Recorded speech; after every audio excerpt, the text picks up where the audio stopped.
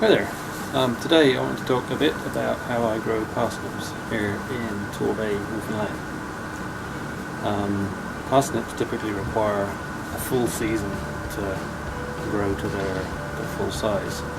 And here in Torbay, the growing season is kind of short, and if they were planted when you can start working the ground in May or June, they wouldn't reach their full size.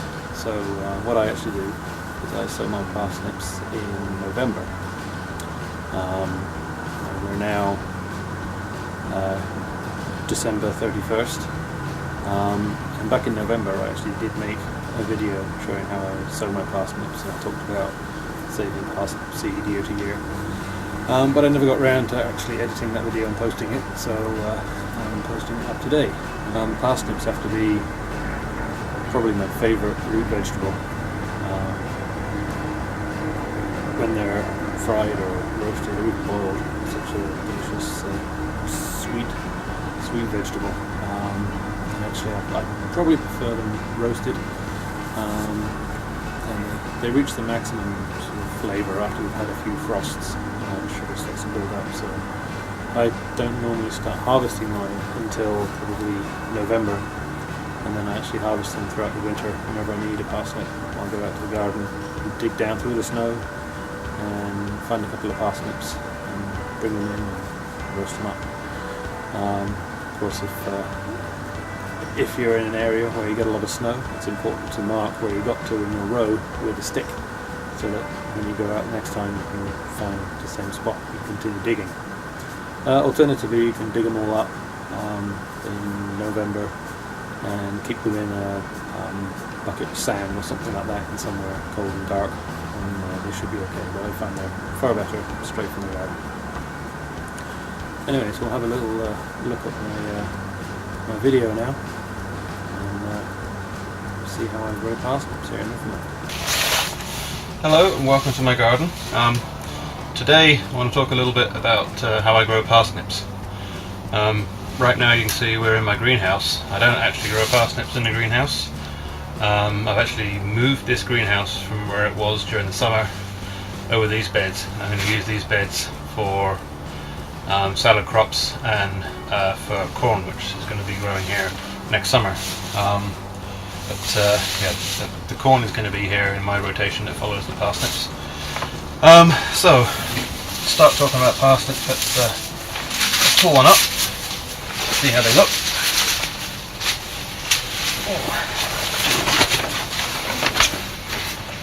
Not really as easy as I thought.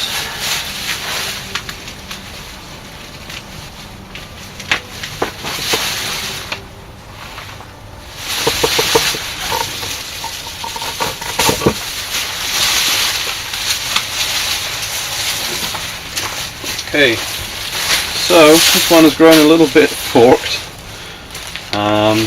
But you know, pretty good sized parsnip. I've had a few out of here this year so far, and they're all about this kind of size. Some of them more forked, some of them less forked, but yeah, generally a good sized parsnip. These parsnips are grown from seed that I've been saving myself for probably 6 or 7 years now. So what I'm going to do now is just take on a little walk through how I grow my parsnips. So, as I said earlier, in my rotation, corn follows my parsnips. So this year, this garden was corn. Previous year, it was parsnips. If we come down here, you can actually see these are some of the old parsnips that have gone to seed. When I dug the last of my parsnips out of this garden, I saved the 5 best ones and kept them for seeds. So during the summer, these parsnips flowered and set seed, and here is the seed. Here is the parsnip seed.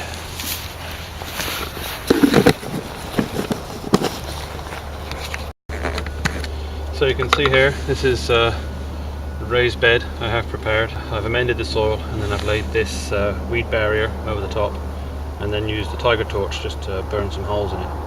I won't go through my method of burning holes because, as you can see, I'm not actually all that good at it. There's some big scorch marks down there, and there's lots of other people online that do a lot better job of it than I do. But what I'm going to do now is just sow my parsnip seeds. From past experience, I've found that if I sow them too deeply, they don't actually germinate, but they do sit in the soil dormant and will actually come up the year, 2 years after I sow them. My germination test indicated a germination rate of about 50% for this seed, which is fairly poor, but I didn't do a very good job of actually storing the seed. When I harvested it, I actually got some mold in it, and yeah, so that did some damage, I suspect. So I'm going to be sowing probably 5 or 6 seeds in each hole just to make sure I get one that germinates. If they all germinate, I'll just thin them, same as you would normally with parsnips. So yeah, I'm just basically going to take a pinch. I've got a lot of seed to spare, so I'm just going to take a pinch, put a pinch of it into each hole, not too deeply.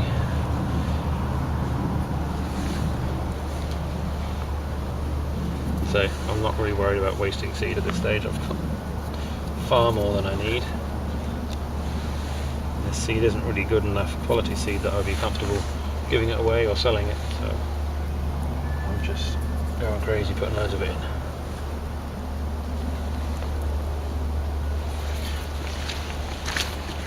The idea with planting parsnip seeds this time of year is that parsnips take a long time to mature. They need basically all season growing, and because we've got a late spring here in Newfoundland,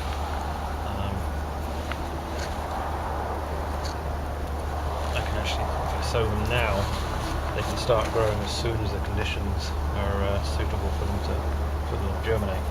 Whereas if I sowed them in the spring, I wouldn't be able to sow until probably June, at which point they wouldn't have the full summer to actually to grow and mature. Last year I had some seeds that didn't germinate, and I did reseed a few patches in June, and those parsnips are about half the size of the ones that I had seeded in the previous November. I sowed them last year.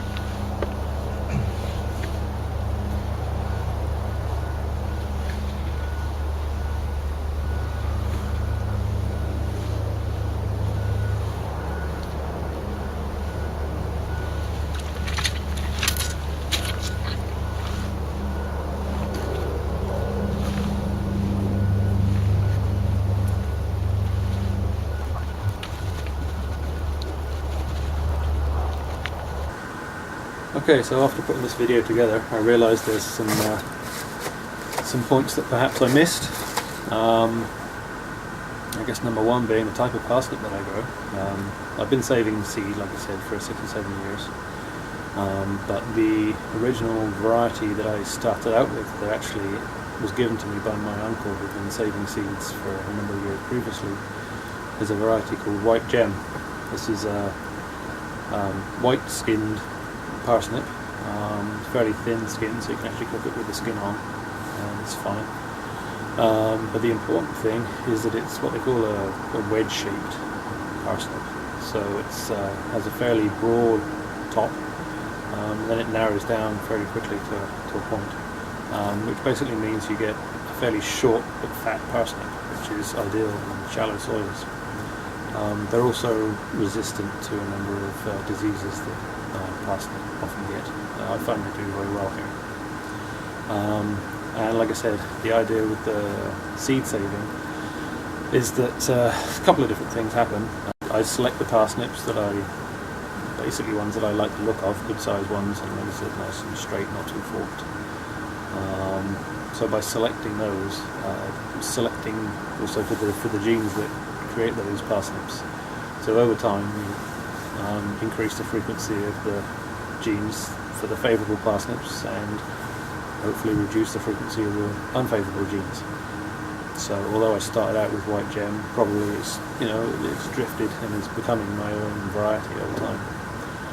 Another key aspect of seed saving is epigenetics. Well, you can have two plants with the same genetic makeup, but over time different genes will be expressed, and that's dependent on local conditions such as climate and soil type, that kind of thing. So you have sort of two things going on: you have the epigenetics and the actual genetics. So yeah, I feel that my saved seed is probably performs better than seed that I can go and buy. I've yet to test that. It'll be an interesting test to do one of these days. Maybe this or next year I might give it a try. Plant half a bed with some brand new white gem seed and half a bed with my saved seed. It'll be an interesting experiment. Another thing I guess would be how I actually plant them. I don't believe I said in the video about the planting depth and spacing and all that kind of thing. I typically go with about a half-inch centimetre so depth, and I burn the holes in my fabric about 8 inches apart. That's closer than a lot of people grow parsnips, but I find growing them in a raised bed, 8-inch spacing works perfect for me. If you're growing them in an open, non-raised bed, you might want to go to maybe a foot spacing, something like that. But yeah, 8 inches works perfect for me. I mentioned amending the soil. The amendments I used in that bed basically was just a bit of pelletized chicken manure and some green sand. I'd amended it previously with kelp. Quite a lot of kelp went into there about 2 years ago. So I imagine there's still a fair amount of nutrients from that. A lot of people say that before you even think about amending your soil, it's sensible to get soil tests done, and I'm inclined to agree with that. I didn't do it for amending for my parsnips, but I have since tested the soil in a number of my beds and some of the other gardens I have around. And with those tests, it actually, if you tell the lab what they're planning to plant, they'll actually give you the amendments that you need to add for that particular crop based on your soil analysis. And that's important here because it means that you're not adding more nutrients that you need, and you're not perhaps missing something that you might do if you hadn't had the analysis done.